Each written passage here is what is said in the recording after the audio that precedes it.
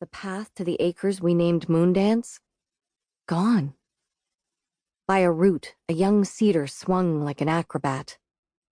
Atop the ridge, Jake stood, peering down, looking as terrified as me.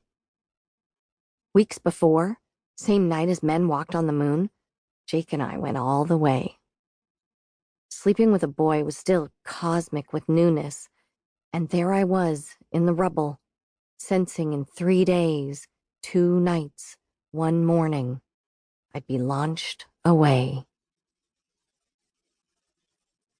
Now, on the train heading further into Jakeless space, Mikey quavers, like the words are haunted. And you know what? What, son? Our dog snatched Aries' shoe. Spinner ran in circles before giving it back. Then, Aerie met Huey walking a cranky foster. She took the baby so Huey could go off and take a pee, and wouldn't you know it, a bear was blocking the path back. If not for all the holdups, Aerie would have been right where it happened. So instead she caught a bit of shrapnel? Yes. I bury a scream as the doctor digs. Quite the whale tale. It is. The kind of yarn that will become a down-home legend. A ballad, even. Mikey shrugs. Maybe, but it's not a lie. Here's the trouble. A granite shard, smaller than the tip of an eyelash, is in his tweezers. Disinfecting stings, but the agony is gone. Poof. He gives me a tiny tube. Dab of this, and it should settle right down. William leans over the plush seat. Imagine that. A beagle, a babe, and a bear kept you from being squashed. There's big magic in that. You see good ahead, William? Truth? I lengthen my spine. Give it to me straight. Dark roads to come.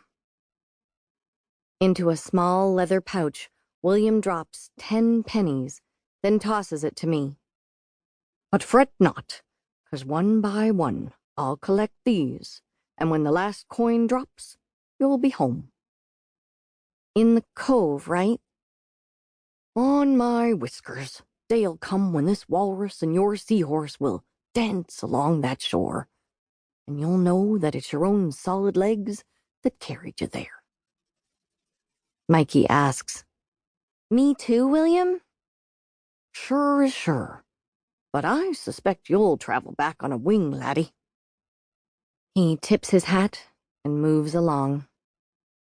Across the aisle, a lady, sleek as an eel, tucks her skirt away from the disruption that always surrounds me.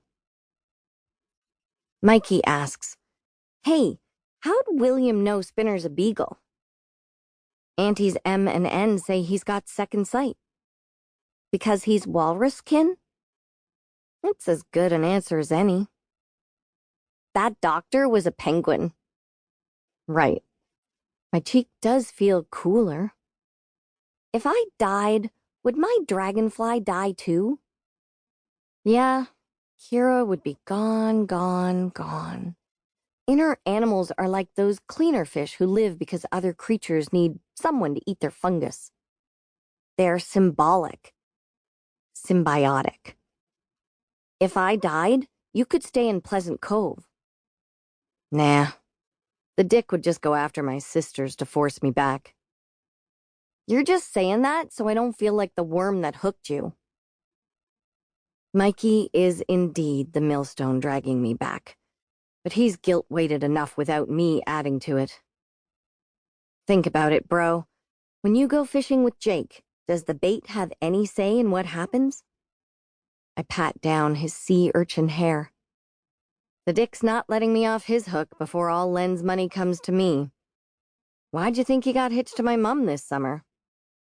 Mikey's dad, Richard Irwin, a.k.a. The Dick, is husband number 3, giving me an Oreo of dads, 2 complete shits with soft, sweet Len Sajak in the middle. If Len had known the trouble his money would cause me, he'd have burned every dollar.